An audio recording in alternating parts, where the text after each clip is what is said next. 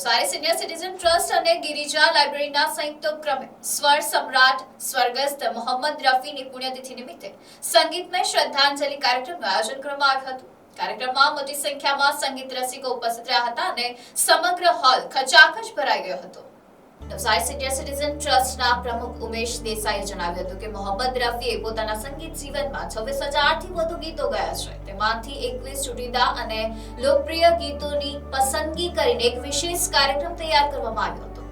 આ કાર્યક્રમ દરમિયાન ગિરિજા લાઇબ્રેરીના પ્રમુખ તુષારકાંત દેસાઈએ દરેક ગીત પાછળની રસપ્રદ કહાનીઓ, તે ગીત કયા સંજોગોમાં રચાયું, રફી સાહેબે તે કેવી રીતે ગાયું તેમજ નિર્માતા દિગ્દર્શકો દ્વારા તેમને જ ગાયક તરીકે પસંદ કરવાના કારણો સહિત અનેક અજાણી માહિતી રજૂ કરી હતી।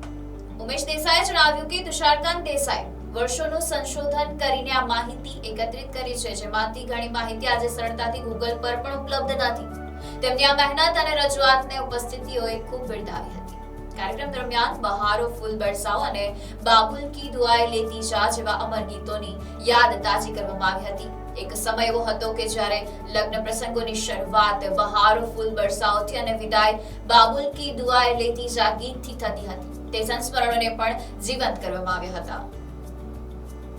કાર્યક્રમના અંતે ઉપસ્થિત શ્રોતાઓએ મોહમ્મદ રફીના સુરીલા સંગીતને ભાવભીની શ્રદ્ધાંજલિ અર્પણ કરી હતી। આયોજકોના જણાવ્યા અનુસાર કાર્યક્રમને મળેલો ઉત્સાહભર્યો પ્રતિસાદ અને ખચાખચ ભરાયેલો હોલ એ જ રફી સાહેબ પ્રત્યે લોકોના અવિરત પ્રેમ અને આદરનો પુરાવો છે। હું ઉમેશ દેસાઈ, પ્રમુખ Navsari district senior citizen trust તરફથી આજની તારીખમાં 31 જુલાઈ 2026ના રોજ સ્વર્ગસ્થ મોહમ્મદ રફી સાહેબની પુણ્યતિથિ છે, પરંતુ એ કાર્યક્રમ અમારે ત્યાં ગિરિજા લાઇબ્રેરીના નેજા હેઠળ આજ રોજ ગિરિજા લાઇબ્રેરીના પ્રમુખ શ્રી તુષારકાંત દેસાઈ તરફથી એની રજૂઆત કરવામાં આવી રહી છે।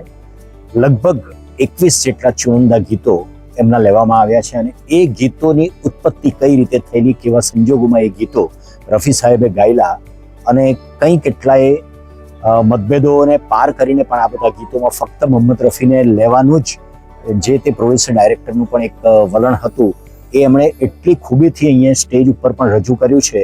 અને ચોક્કસપણે આ બાબતમાં એમની જે મહેનત છે, એમનું રિસર્ચ છે કે જે આજની તારીખમાં અત્યારે જો શોધવા જઈએ તો ગૂગલ પર પણ આ બધી સ્ટોરી નહીં મળે એવી સ્ટોરીઓ એમણે આજે બધી રજૂ કરી છે, દરેકે દરેક ગીત પાછળની। અને ગીતો પણ આમ તો મોહમ્મદ રફી સાહેબે 26,000થી વધુ ગીતો ગાયેલા, પરંતુ એ ગીતમાંથી 21 ગીતોને ચુનંદા ગીતોને પસંદ કરવા કે એક જમાનામાં એવું કહેવાતું કે મા બાપને ત્યાં દીકરીના લગ્ન હોય તો લગ્નની શરૂઆત બહારો ફૂલ બરસાઓ જે અત્યારે વાગી રહ્યું છે તે ગીતથી શરૂઆત થતી અને બાબુલ કી દુઆએ લેતી જા એ ગીતથી સમાપ્ત થતા એ આખા લગ્ન પ્રસંગનો કાર્યક્રમ હતો। એ પ્રસંગને આજે આબેહૂબ વાચા આપી રહ્યા છે અમારા પ્રમુખ તુષારભાઈ, અને એમના તરફનો આજનો પ્રયાસ ખૂબ સુંદર છે। આજે અમારો હોલ પણ સંપૂર્ણપણે ભરેલો છે, એક પણ ખુરશી ખાલી નથી, જેનો અમને ખૂબ ખૂબ આનંદ છે।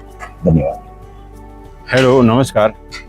આજે મોહમ્મદ રફી સાહેબ જે આપણા હિન્દુસ્તાનના સરતાજ કહેવાય મ્યુઝિકના સિંગર તરીકે, એમની આજે 31 તારીખે એકચ્યુઅલી 46મી પુણ્યતિથિ છે, પણ અમારા સિનિયર સિટીઝન ટ્રસ્ટમાં આજે એમની પુણ્યતિથિ નિમિત્તે એક સુંદર કાર્યક્રમનું આયોજન કરવામાં આવ્યું છે, જેમાં અમારા ગિરિજા સિનિયર સિટીઝન લાઇબ્રેરી છે અમારી, એ લાઇબ્રેરીના પ્રમુખ શ્રી તુષારકાંત દેસાઈ એમના દ્વારા ખૂબ જ મહેનત કરીને રફી સાહેબના જે ગીતો છે, એમણે જે ગીતો ગાયેલા છે એમાંના ચુનંદા ગીતોને પસંદ કરીને એની જે આગળ પાછળની જે વાતો છે એ ખૂબ જ મહેનત કરીને એમણે તૈયાર કર્યું છે ને બધાને જકડી રાખે એ રીતનો આખો આજનો કાર્યક્રમ આયોજન કરવામાં આવ્યો છે।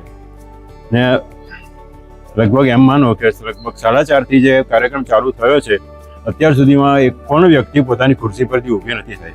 તુષારકાંતભાઈની રજૂઆત પણ એટલી જોરદાર છે જે બધાને જકડી રાખે છે।